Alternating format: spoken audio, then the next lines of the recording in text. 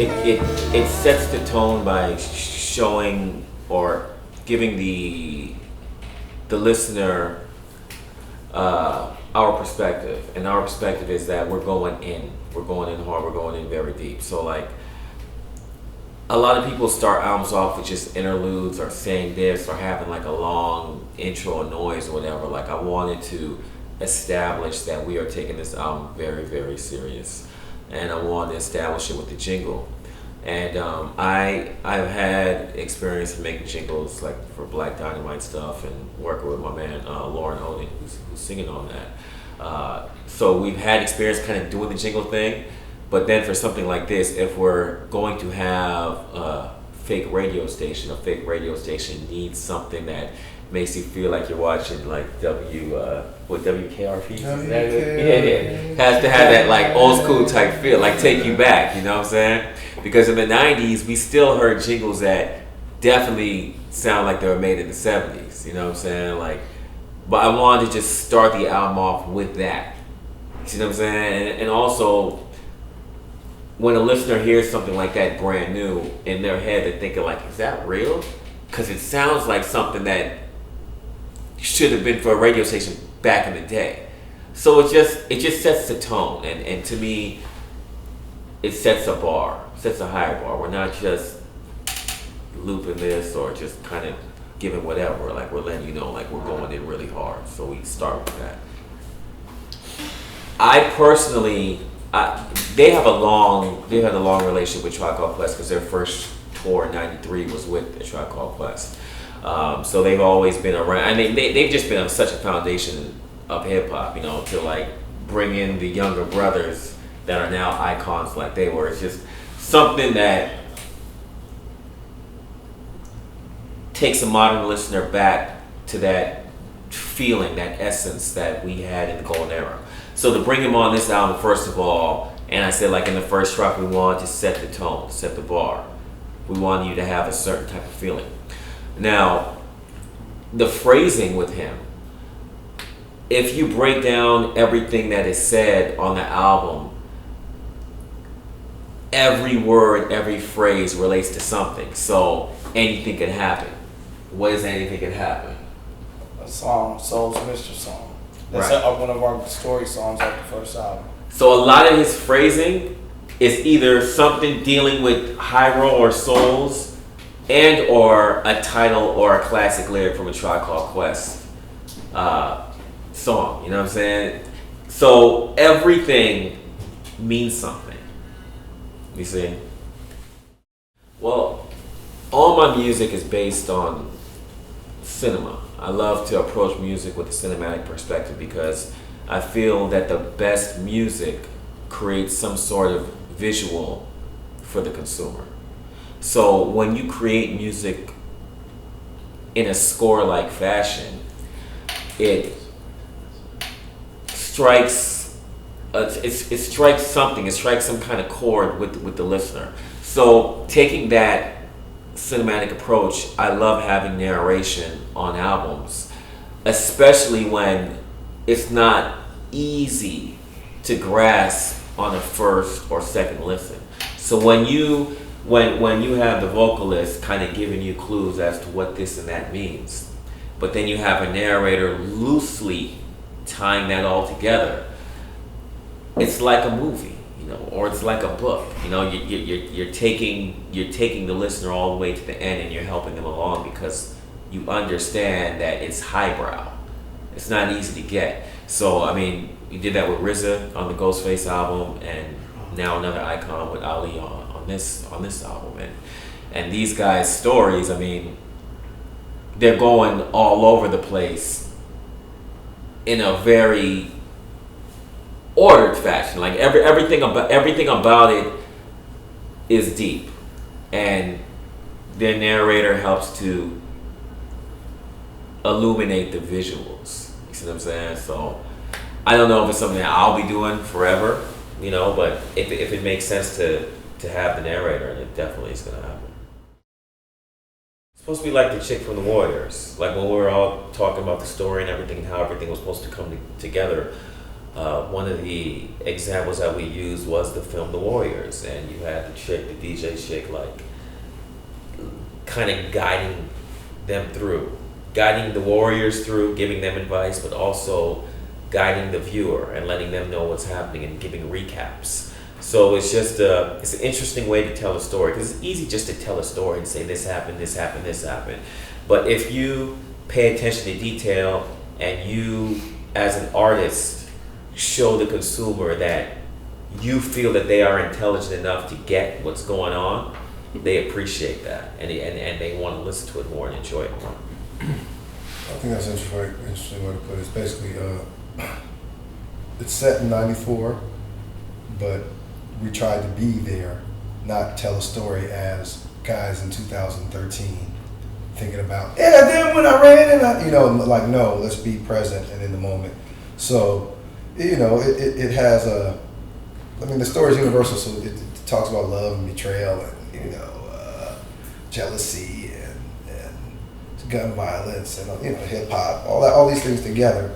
So it's a story that transcends the time period, but we were trying to place ourselves in that time and do it so that the illusion is complete. It's not just, there's no point in the record, I think, where you fall you wake up and you realize you're not, that it's a movie or we're creating this sort of fiction. I mean, even from the point of, we started it from a real story. Like when we're kicking that, I mean, like I can, as being at the scene when that record happened, when, like, the reason why we like that song, what is that called? Time Stop so much. It's like, they're really telling the story of what was going down. Like, oh yeah, like it literally was the story of what was going down. And so the illusion is that complete, I think. So the K now, it's a now that's then. It's exactly that. It's a now that's then, because, all right, at that time in '94, all right, we had '93 till infinity. And actually now is the only thing, the present moment, which is now, is the thing that's creating both the past and the future. Those haven't really happened yet. The now is the constant thing. But when you're in the now, you're a part of infinity. And there's just all kinds of artistic ways you could draw those concepts together. We're now in 2014, but we're talking about what was now to then in '94, after '93 till infinity. So there's just all kind of parallels that could make people investigating it just bug out. And just make it even deeper than just hearing the song, the audio faculties of the song. Like, you're thinking about it after and trying to draw parallels that may not have been there by the artists themselves, but maybe they were. Hey, I'm not even gonna try to say it as eloquently as him, but like I think that's one of the things that intrigued us about the title, is how it related to infinity. So yeah, but can't say it any better than that. Like I said, this album is a movie to us, and this is a movie based on an actual story that happened to them. And I could recall the first time that they told me the story, I just couldn't believe it. I was completely taken back. And I know that if I personally had that feeling by hearing them talk to me about it in regular conversation, I knew that if they artistically put that to words, it would just take somebody, like, like really hit somebody hard, So when we collectively decided to have that be the nucleus of the story, we had to add extra elements. We had to add fictional elements to this true story in order to have it play out as a full movie or a full album. So in doing that, we literally had a script. There was parts, it was numbered. We said we have to have this kind of song, we have to talk about this incident, we have to talk about the reaction to that, we have to talk about this character, we got to talk about this character, we have to tie this in here. Now when we tie this in here, where do we go? How does this conclude? What kind of twist do we have? So in doing that, we were always in the studio at the same time, and we would collectively score the song. So if this is a chase scene, and we know we're doing a chase scene today, I know I have to have some kind of beat ready to try to influence them to be hyped to talk about this chase scene, or if somebody's in a relationship, or if somebody's gonna die, or if they're scared. We have to create these kind of feelings, you know what I'm saying? So if let's just say for purposes of this discussion, we had 10 different prongs, we had to establish 10 different feelings. We had these 10 songs. So then, we're not making singles, we're making an album, like a movie. How do we tie this all in? Going back to what you said about narration helps to tie everything together. But the music, you could always tell stories and convey feelings with the chords without even any words. So when you're tying music together like that, and then you're putting words on top of that, it helps to push everything along and make things more clear to the listener. So because songs were different, had to hit different points, we had to do things to tie everything together, and I would just like to say, like you're saying, that we touch on these different topics. To me, that's a love song. It's a teenage love song, really, and it's like we're coming from the perspective of the teenagers who are in love, and Snoop is coming from a more mature, like OG perspective. Like, okay, well, slow your horses, but now you got to follow. So to me, the urgency in the chorus is sort of mirrored by the emotion of like teenagers who are like, no, everything needs to happen right now. We got to get out of this shitty town. We got to get out. It's just me and you against the world type thing. So that to me, the music and the chorus or whatever, all that kind of matches that kind of urgency. But it's like the love story part of the movie. Right, and that just like I said coincides with the change, because you can have something that feels jovial or light, and then can just boom change. But it's a movie. It's a movie, and this is like right in the middle, right? I mean, that's kind of like where There's Only Now fits. So we have to go on this roller coaster ride to get to There's Only Now, and then we got to go on another roller coaster ride to get out of it. So it's like that midpoint. That is a little more of an emotional type song, I would say. And that's the only song on the album where we're kind of really dealing with love. Everything else is a reaction because of this love they have. Right. That's just the only time during the project that we address that actual issue. Like, okay, why would this guy Stoney be so mad at what happened? It had to be, across someone that he loved very deeply, and we had to describe that love in a way but still have the overtones and the seriousness it implies throughout the rest of the story. Yeah. And we didn't, we didn't need more than one love song. I mean, we kept talking about having certain sounds and songs and parts of the story to add context to the greater story, because obviously it's like one larger story, but there's all these small points that you have to hit so that you can add context, and we just kept talking about that. So, songs that we may have, even though we had our storyboard plotted out, we may have touched on certain things that we didn't need to touch on later. So it was just a constant kind of like moving around things, but we were always conscious of how these songs fit in the context of the greater story. Is it really pushing the story along? So that was like musically and lyrically.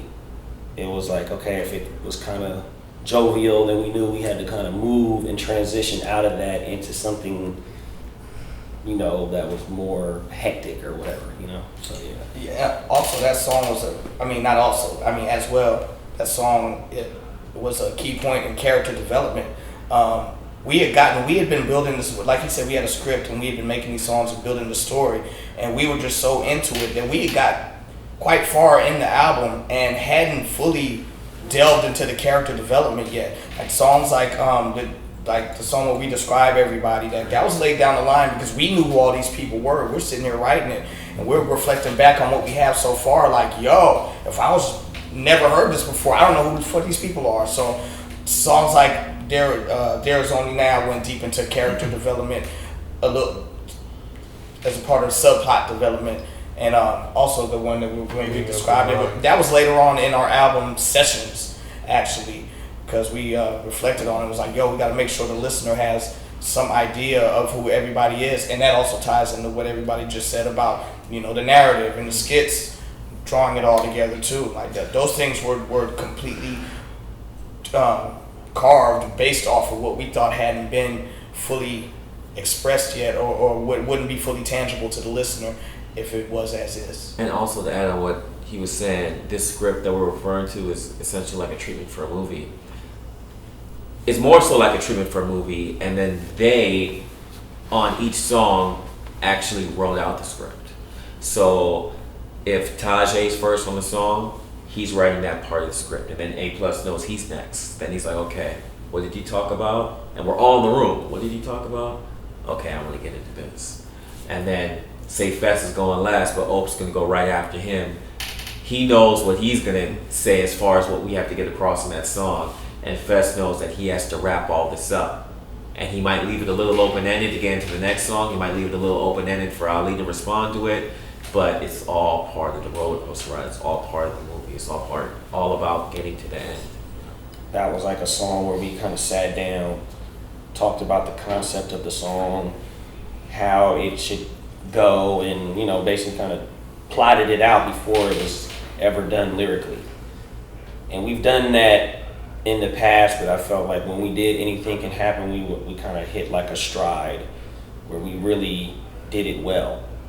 So at being just recording on a 4-track and just kind of doing our earlier work, we had little stories and funny stuff, but we never tried to do anything that complex. But you guys were characters. There were characters in Anything Can Happen, and they really took on like real actors. There were real characters in that song, and that was always one of my favorite songs from you guys too. Just because I know when I was listening to that. I always tell people I knew the whole 9 Till Infinity out by heart.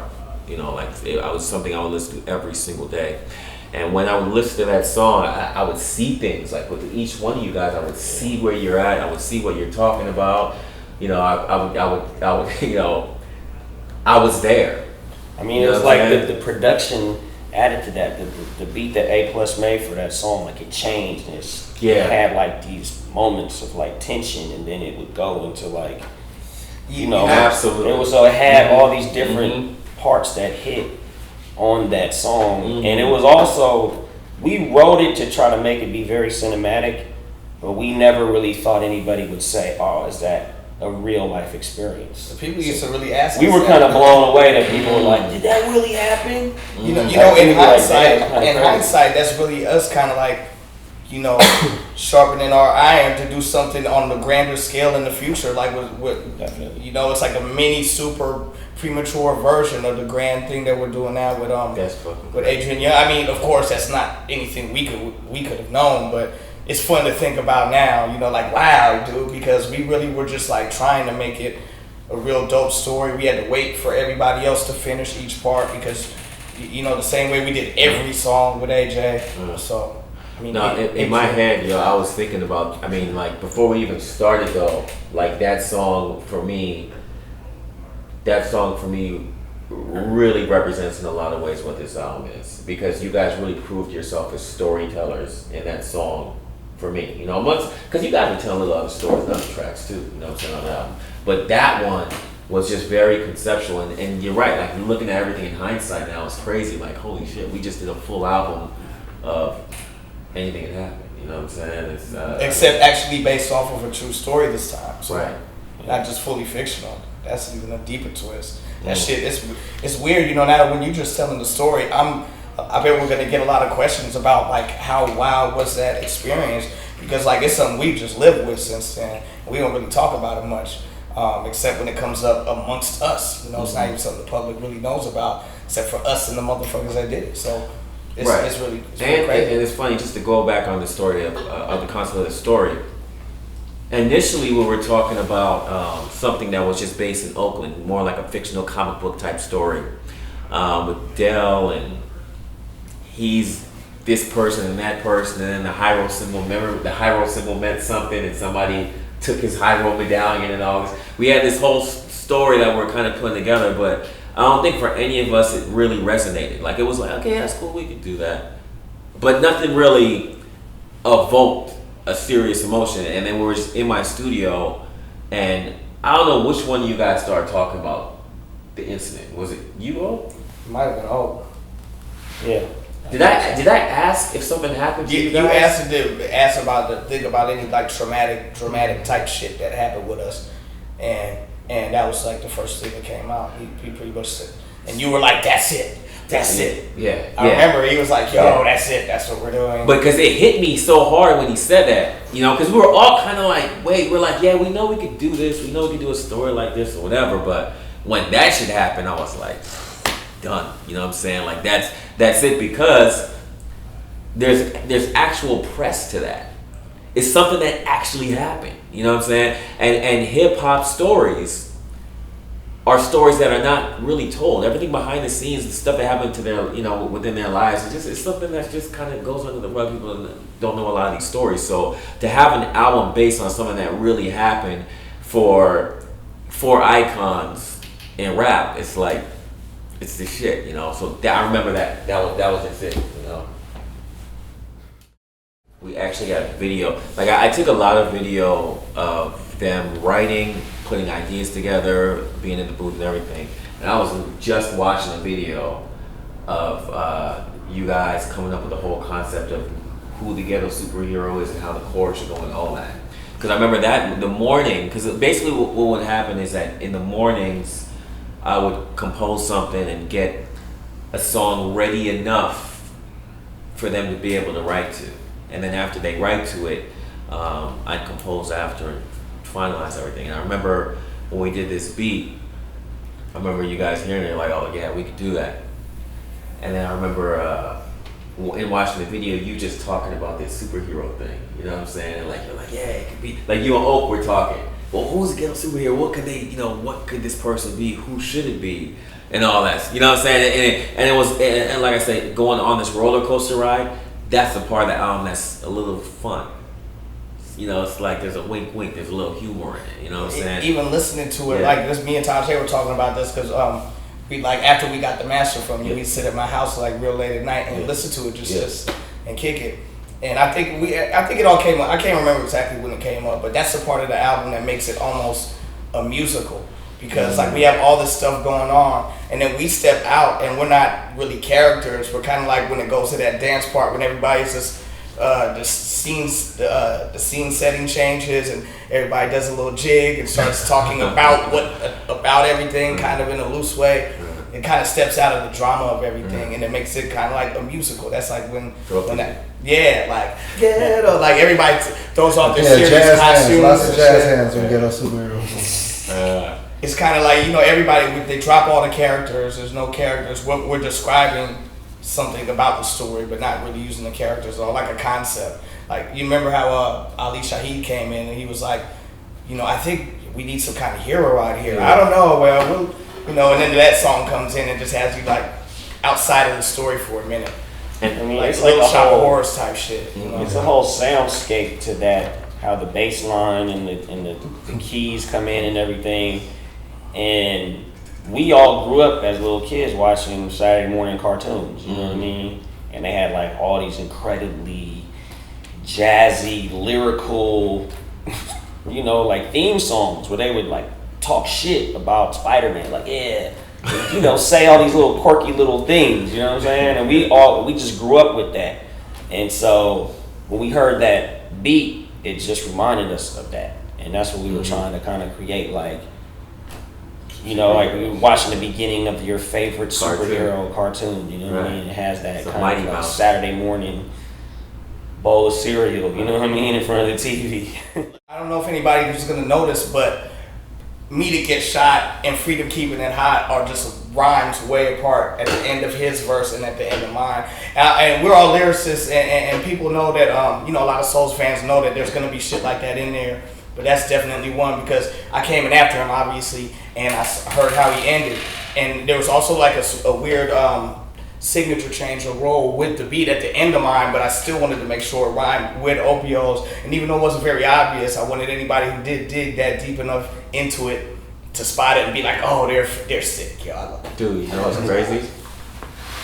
You never noticed that, did No. you? Remember, if you think about that part, we had to kind of rearrange what you did to fall within that pocket. You remember? No, I spit it exactly like that. I sat and wrote it like that and spit it exactly like that. Oh, I'm tripping. No doubt about it. No doubt about it. About another song. Think about another song. That happened before, but That happened before, wasn't that song? And it wasn't Like the only other time I had to rap on a part like that was like You had an off-ass part where you like you just fell in the pocket like super ill. it was right before I know what you're talking about. It was at the end of another part of you that you need to see at the end when it builds up. Yeah, okay, yeah. But you didn't have to edit that either. I spit that right on.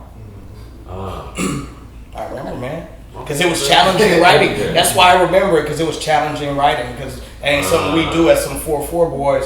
You know what I'm saying? We're used to like, our biggest deviation would be 3/4 time. And that's like, I don't even know if souls have ever done that before. That was one of the challenges, I think, for us as writers. Not for this guy.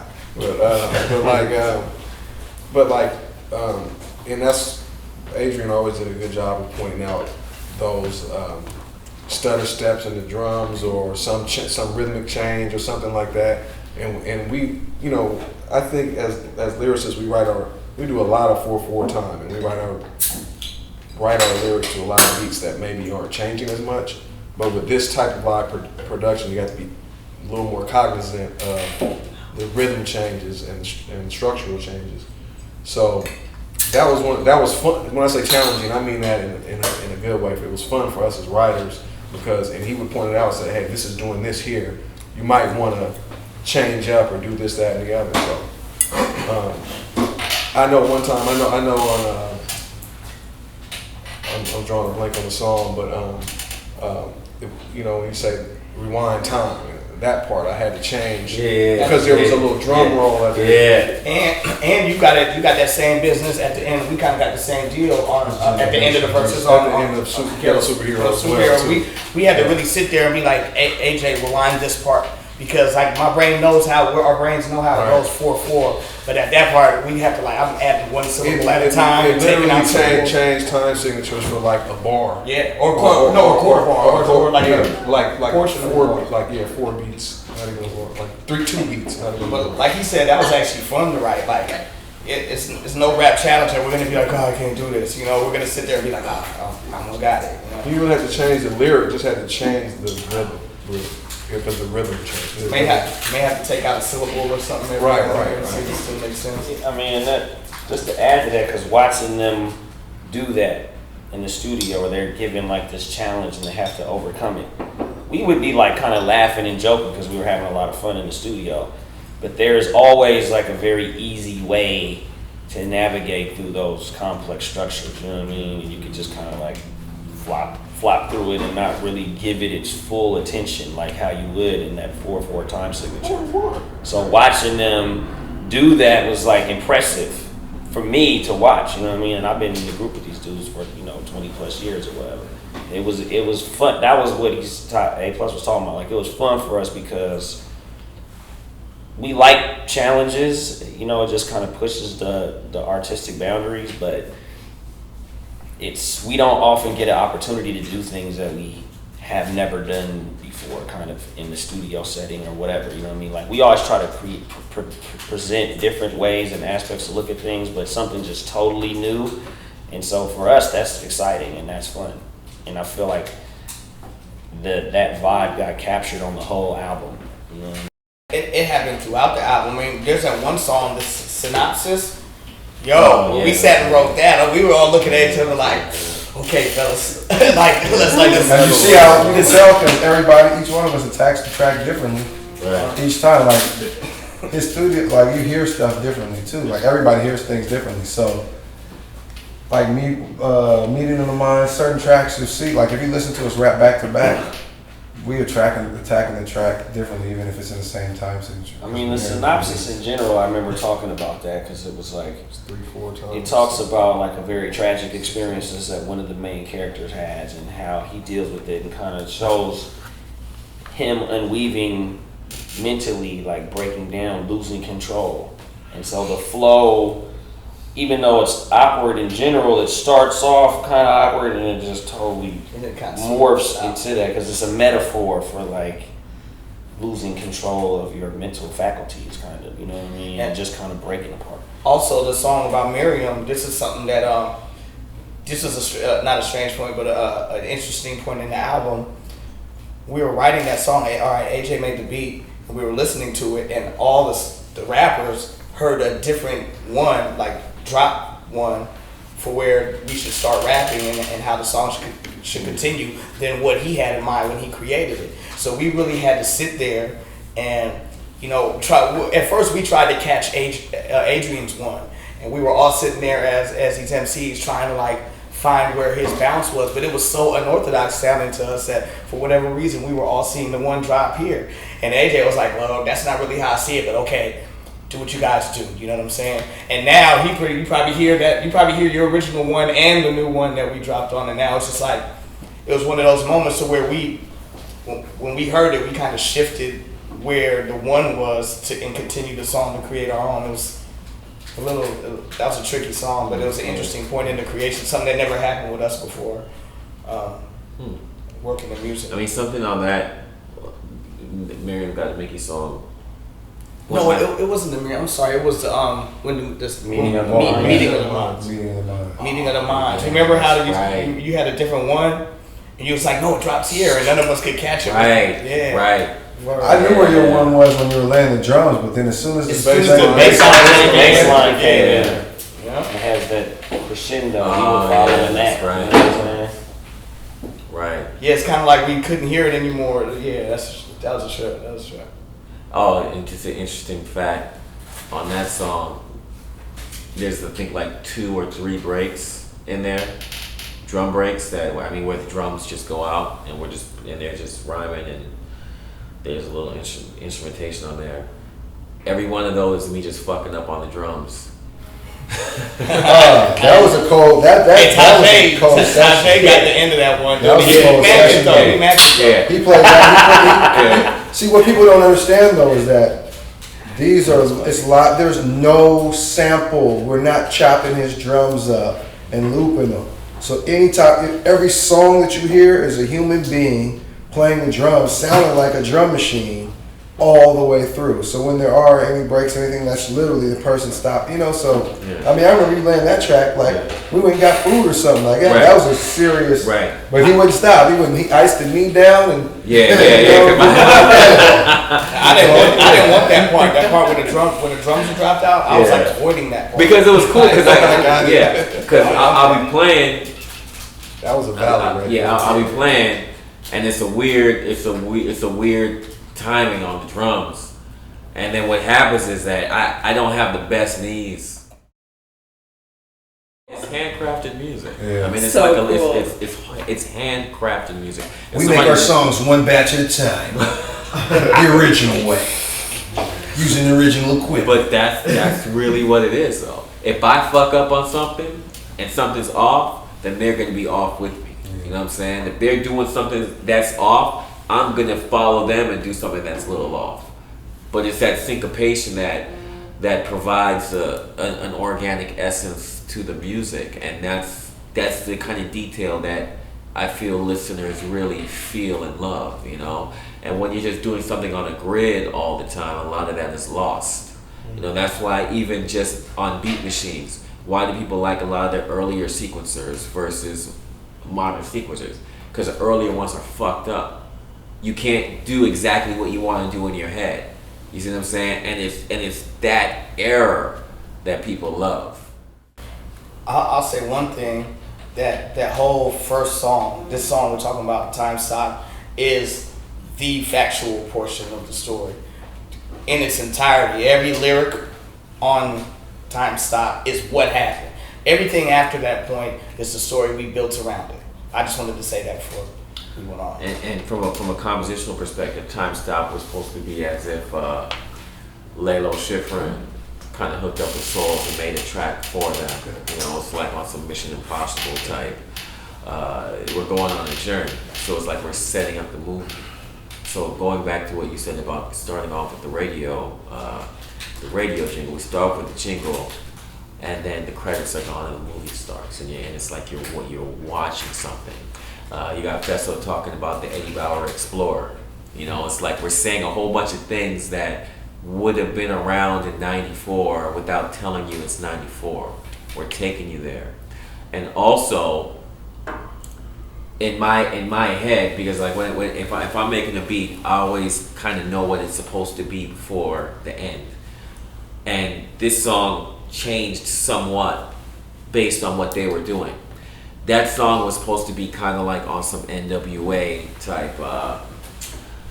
type production, as far as throwing in police sirens and all this stuff that was supposed to be going on.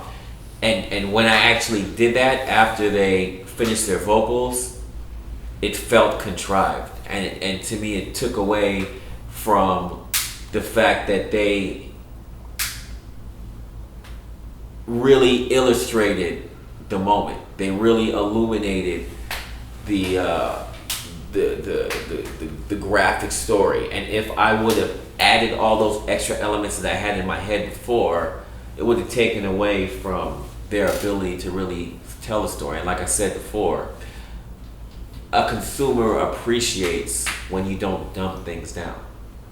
You know, when you let them know that we know you're thinking. Tell me that you got it. It's like it's communication. You know what I'm saying? So when you go overboard, you're just watering shit down, and you're just taking everything away. And that is more for the masses. That's more for popular music. But this is genteel art. This is handcrafted art that we're making for somebody. So that's my piece on that. And then also the second song, the Womack's Lament. When Busta ripped on that, I mean, my man, Lauren Odin, that's in my band and singing on the album, you know, he said that it sounded like Busta hated these dudes for 20 years and just wanted to let them know that shit. You know what I'm saying? And what's crazy with that beat, when I had to make all my interludes and all that stuff for Ali, I wanted to create compositions that felt tribe-like. So that's supposed to be kind of like a play on scenario. And that was supposed to be for Ali. Busta was never supposed to rhyme on that. And then when Busta was like, yo, I want to be on this, I would love to be on this album. You know, I remember hearing these dudes like, yo, would y'all love Busta? Like Busta on that? I was like, fuck, come on, you know? And then Busta loves them to death. I mean, loves, you know, for years, has been big fans of them. So that was supposed to be a really short song. He's like, no, I didn't, you know, I had to keep going. Like he has the longest verse on the album. Yeah. You realize that? You see what I'm saying? Because he had all this. He had all the guns. We was like, go ahead, rap, man. You got all the guns, bro. Yeah, you know. But that's my piece on those two songs. The one of the interesting things about that song to me is that that bass line. I feel like it's like almost identical to in rhythm, or I'm pretty sure it's not key, but in rhythm to the scenario. Yeah. And then you have Busta like, as I come back, like right. Doing that kind of style from the scenario, yeah. And then Ali's on right before that, so that it has this whole like tribe of Mischief, right? School rhymes, right. Thing going on. And not to take any credit away from Busta, but I remember talking to him on the phone that day, and he was like, yo, what do you want me to do on this? I said, you know, going back to the time signature thing, when I was talking to him about the time signature, I said, you know, I don't know, but I feel like at the end of the third bar or something, you should say, as I come back. You know what I'm saying? Just like, I was like, just say something like that, because to me, and what's crazy is that was just in my head, and I didn't even, when at that moment, I didn't realize that he had said that in scenario. It just felt like I said, I knew he said that somewhere. But I said, yo, just say as I come back. Just rhyme and always just say as I come back. Rhyme and then as I come back. And then be this character. So we're on the phone that day. He was calling me. And you guys are performing that night in LA. Yeah. They were performing that night at the El Rey. And Busta was calling me because you recorded that in New York. He's like, yo, tell me about this character. I tell him about the character. And then he called back. Will this character do this? Yeah, it would. Okay. When you do that, you call him back. And, okay. Yo, I'm gonna blow your mind. I'm gonna blow your mind, little bro. I said, okay. Then he sent me that shot. I said, fuck, dude. And then I saw them after their show at like 2-something in the morning. No, I emailed it to you, Ope, right? I emailed it to you. I played it like in the car. Yeah, I emailed it to you. You got on the phone with him though. You called, you like 3-way with him. Yeah, but no, that's after though. Because I emailed it to you first, right? I know we were listening to it in the car, and I think you brought it to us and just played Okay. it. I remember you were playing it in your. When I heard it, but the first time I heard it, we were playing it out your car window. Gotcha. I think it might have been outside the club. It was, yeah. We had like some of our other homies there, and they was like, "Oh shit!" Like, It was like murder. We even ended up seeing him at the at Dr. Dre's Grammy party for Beats. Yeah. And he was like, "Yo, what y'all think?" And I was just like, "Yo, why you have to do us like that?" I was like, "Man, embarrassing, bro." You know what I'm saying? Like, we didn't have to not, but like, yeah, we love that dude, and he murdered it. And you know what's funny now? Tried to murder us, but he murdered it. Now, what's crazy is that there was an emotion. There was emotion in the studio after that song was created because he went in so hard on Hyro as a character, as the enemy in the story. And the history of these four guys are that they're the greatest rappers ever assembled. You see what I'm saying?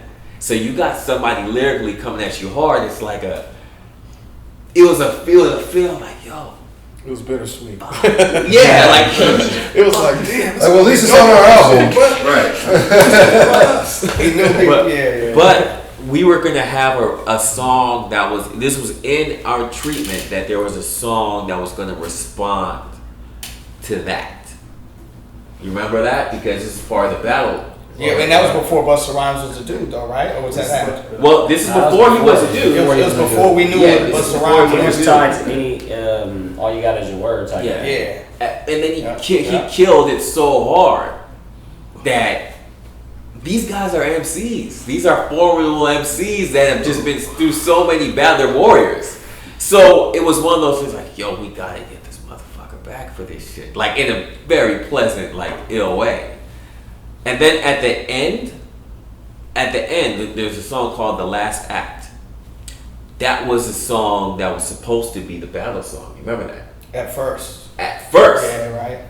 Because my job of that day was to create a beat for them to finish that battle song and fuck Busta up. But then I remember when I wrote the chords out for that song, I said, dude, I feel like this shit is like on some epic closing. Like, I remember that and I was like, I don't know if y'all should be battling all this shit. And we had a whole debate regarding the battle. Should you guys even battle on the album? Does it make sense for you guys to respond to him? Is it actually better for you just to leave that alone and just be part of the story? You know what I'm saying? Remember we had all that Because discussion. we were talking about the importance of the story, and then it's just kind of like, you know, it's just a competitive nature. It's like, yo, he just ripped super hard, so, you know, let me get my little get back, you know what I mean? Because we thought that would be a dope interaction, you know what I mean? But just to stay true to the characters and true to the story and all that, you know what I mean? It just kind of was almost a selfish thing for us to be like, all right, well, we got to make sure we have the battle part. Because there's a few other things, you know what I mean? It's like we had a lot of stuff that we were trying to weave together. And in order to do that, you really have to kind of honor what the characters would do and what they would say and, you know, things like that. So it's not, that story isn't as much about us as it is about trying to stay true to the other characters. So, and when you came with that track, it was kind of like, and when you said that, you know what I mean, it was like a no-brainer. It was like, yeah, because I think we were kind of really getting close to the end or whatever. Yeah. It was like, That was it. That's all. Yeah. I remember coming to the store because obviously the pause was there, but I remember coming to the studio and y'all was like, got a chorus for this shit, and y'all played it, and I was like, party done. the pause was already there. Party He done.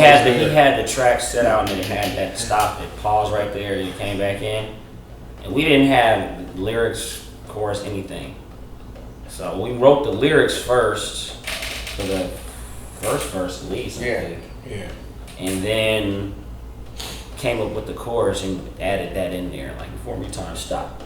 So it added, because it was just like how the beat Because stopped. when we came into the studio, like you guys had said the whole thing, you two guys, right? Yeah. And then so we went in and picked out parts to say that they had already said that was there to make it all of us. That's right. But like, I was like, that's it. That's the chorus. You guys did that shit. You know what I mean?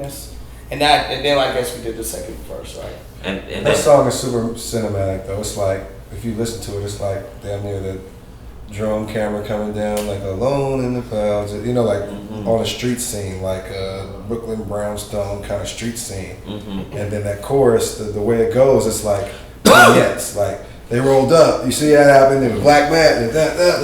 My life left for me. Time stop. But it'd be like a bullet in the sky, damn near, flying towards one of the guys. Like time stop. Like slow mo. But when we heard, you know what I'm saying? when we heard the completed verse, that's when I was talking about with the strings with and stuff shit. was skeletal. Like that was the first one that I remember hearing where you like put the full arrangement in there. You know what I mean? So like all the strings and the singing and all that on top. Because before we were just rapping over the drums, bass, and Keys. and the keys. Yeah. So all the singing, the strings, when we heard, we were like, oh my god. Yeah, Like, you're right. it was already cinematic, and then you hear like these strings and sing. You know what I mean? Like it was just like it went on steroids after that. We're trying to make it feel like you watched the movie after you listen to our record. Like you sit and listen to the record and give you the same feeling, but your imagination is going to be 1,000 times better than anything technology could create.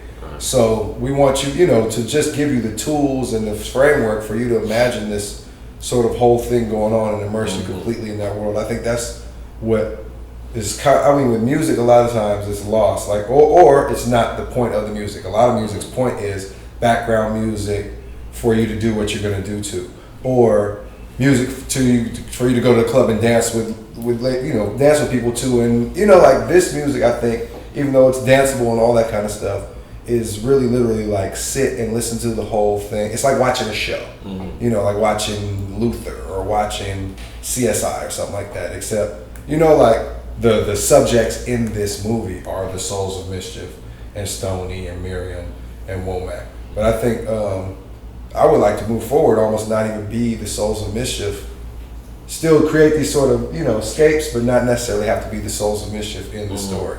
Because I think that now that we've set up this context, you got people understand, okay, we're going to put on our 3D headphones right now when we listen to this record, and we're going to listen to it all the way through.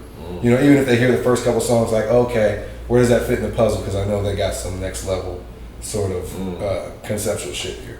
We definitely wanted people to be able to hear songs from the album and want to hear the whole album. Like, not like, this don't make sense to me, what's this about? But like, oh, what's the rest of this story? What is this a part of? It was more the reaction that we wanted when anybody may stumble on a song or maybe doesn't have the whole album, and every single one of these songs in our mind can pull somebody into wanting to hear the rest. At least that's what we intended. I mean, I would say like the story. The story always was like the most important element of the song, but that would, if we gave a good story and really explained everything perfectly, and it just didn't have that pop or whatever, that sound that makes you get that good feeling, I mean, we would have just discarded that, because we wanted each song, like Les said, to be able to stand on its own.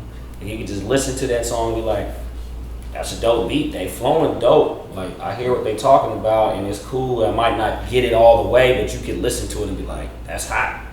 You know what I mean? Because it really, that's gonna get people into all the other material that's on there. Perfect example of what he's saying is the first single, the Snoop song. Like, people don't really know what the story is about. They're like, damn, they got Snoop on it, they talking about love and shit, that's cool. I wonder what this is about. You know what I'm saying? As opposed to being like, this isn't cohesive to me as I listen to it. I don't understand the context of this song. It slapped though, but I'm just saying. The hipster comment. I don't understand it, it's not good. We knew that because me personally, and just even listening to even other members of my crew, Dell and Casual and Pep, like listen to their records.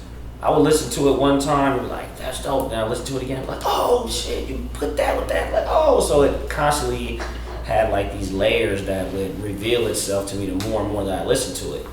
And we always like music like that because it rewards you for listening to it again. It's like you listen to it again because you like it, but then it reveals a new layer to you as you listen to it. I mean, there's movies like that, like The Big Lebowski. That's one of my favorite movies. Right. And I can watch that movie a bunch of times, and I'll peep different scenarios depending on what's going on in my life or whatever. You know what I mean? Just watching it again, you're like, whoa, you see how he did this and this was tied together.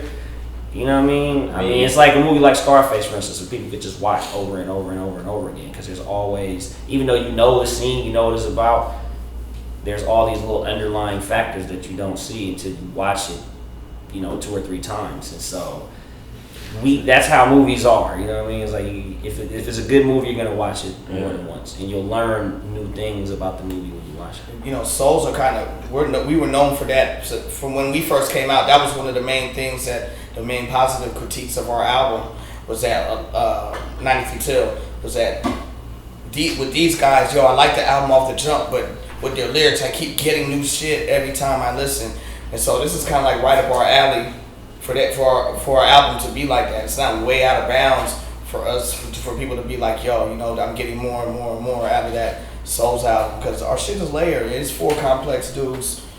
All they have their own perspectives on how to spit, and there's always gonna be shit that's gonna pop out every time somebody gets a new listen. And for somebody like me, like my mind's a little twisted in a weird way when it comes to the creation of music, because I love composition as much as I love lyrics, but I can't listen to lyrics until I fully digest composition first. It's just kind of a way that my brain is, And to this day, I've listened to this album more than anybody in the world.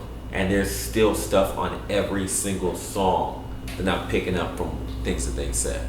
That goes with the music too, though. I think if you're gonna get the record, get the instrumental too. Because I listen to the instrumental record and hear shit that I don't hear when we're rapping on it. First of all, because we recorded them, a lot of them were skeletons, and second of all, because it's almost like, sometimes I close my eyes when I listen to music, for instance. The extra input from the lyrical part of it, I miss some of the beat stuff. So I say, it's dope that the deluxe edition comes with the instrumentals, because you can listen to it.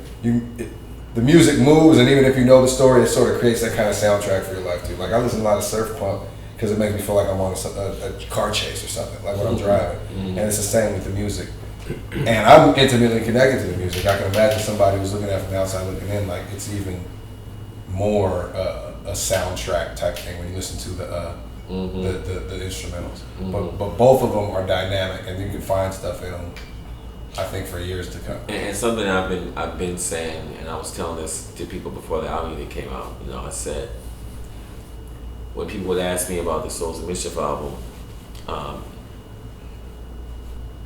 it was funny because we really started promoting this thing about 6 months ago, and there were some people that were like, "Is this gonna work with you guys?" So I was like, "I think that's dope, but like, what is it? Like, what?" And they would ask me like, do they still got it? I was like, they're better now than they were back then. You know what I'm saying? And it's like throughout us creating this album, I would go back and listen to 93 Till and even stuff before 93 Till. You know what I'm saying? Even stuff after 93 Till. And like, I was just kind of studying the ideology of them as artists, where they were going, where they've been, where they came from. And me personally, I felt like they did all this to come to this point because there is only now. But seriously though, like, it's an accomplishment, not just for them though, for myself too. Like listening to the stuff that I've done to kind of get to this point, for us to make this kind of music, because there's a lot of the music on here I've never done before. A lot of stuff that they did on here they've never done before. It's as if we've done everything to get to this point to make this album.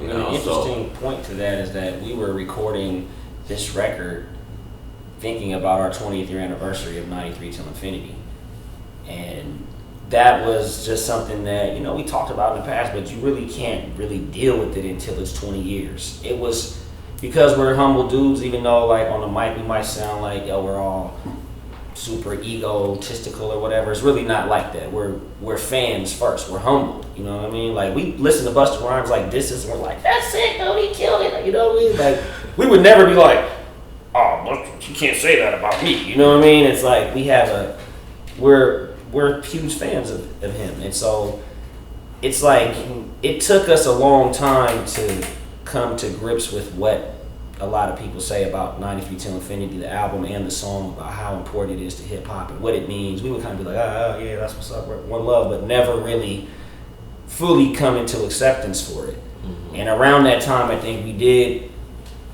start to accept it more. And I think we kind of understood the weight of this record on, because it's going to always be compared to this other iconic classic. And we wanted to outdo that record. Even though to some people that's blasphemy. They're like, no, you can't even say that. But that's just that's our goal. We're artists. That's what we try to do all the time. But in this particular moment, while we're doing it for 90, under the umbrella of that 20th year anniversary for that record, it was like a culmination of a lot of years of work. Mm-hmm. And you as well, mm-hmm. Coming into it, learning the instruments and all of those things kind of coming to this nice, peaceful, graceful period where, you could just really create beautiful art. Even though the story is hardcore and violent and everything, it's a beautiful piece of art. You know what, really can exemplifies that the most is that, okay, we hooked up and made this album with this brother, but now we're like fucking family. We're like brothers and stuff. And us and him and his band, his family, his boys, we really just get along beyond music now, So we not only did we make this great album that we believe is great. I mean, we're not tooting our own horn. We really can dig this album, but we also made some family out of it too. So if that could show how much we feel about the album and stuff, I mean, that's the most we could give. It's not only did we hook up, but we made some real brothers and sisters, And me and Opio and Tajay, now we got one more Taurus against you, man. You know what I'm saying? Look, all these motherfucking Tauruses, the fuck is this though? You feel me? Y'all gotta grounded. This fool's right in the middle. Aries, in the middle. Never mind, we good. We only need 2 for every 5 of them. Taurus is cool. It takes 5 of them, I guess. Hey, gang. And then also one thing I wanted to add to that to this too, and this is one of my personal mission statements. There's a weird thing in hip hop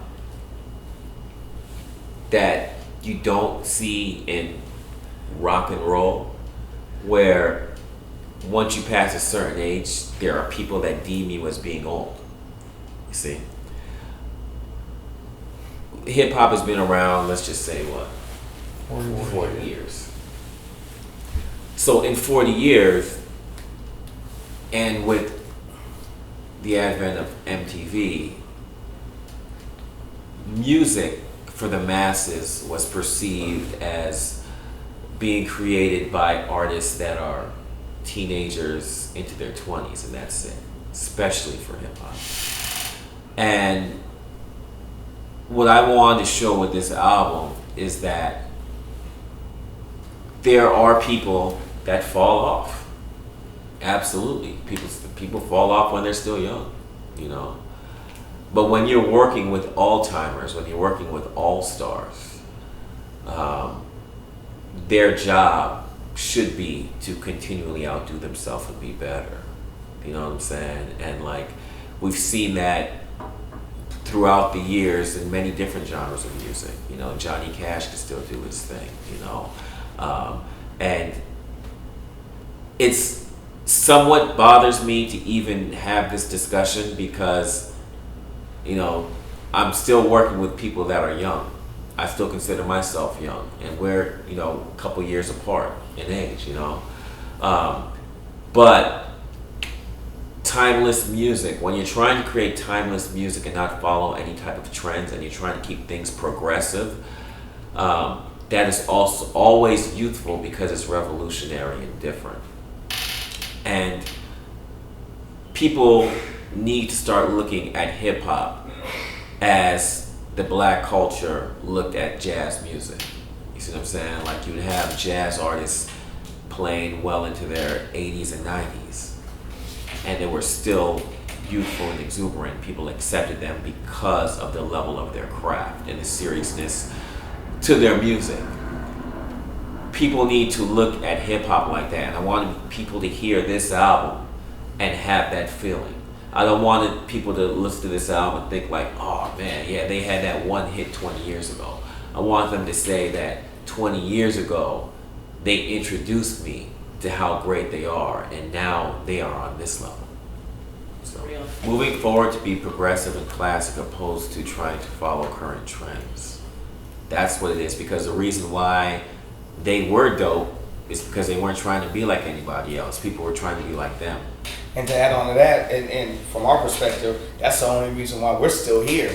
Like, I mean, we were just kids that were like, no matter what, we're not going to follow on trends and we're going to be progressive. But now, 20 years later, we're like, oh, I'm glad that was our mode of thinking, because so many people that we know that were dope, that we looked up to as fans, that we even known throughout our careers, tried to follow a trend and straight fell the fuck off. And like, that doesn't mean they weren't dope when they made whatever. And that doesn't even mean they're not skilled now. But yeah, we're only here still and palatable and respected because we just stuck to those guns. Like we are artists and musicians to the truest sense that we're like, it was never about getting rich for us ever. It was about pushing ourselves, and we had this willingness to push in common. It was what made us a group, and that's what brought us to AJ. Like, you know, and that's what made them even be like, we're somebody he messed with, or somebody, you know, like all of that. I mean, the way we approach music in general is, you know, experimentally. So if you're trying to follow what people are doing, or you're trying to, it can only become more contrived, and that's not the way we do music. That's not the way Adrian has approached his music. So I think that's one of the reasons why it was such a cohesive thing for us to work together. You know, we see music the same way. We always want to try to push ourselves and not do what we did in the past, kind of veer away from what you've already done and challenge yourself to do something new and creative and innovative.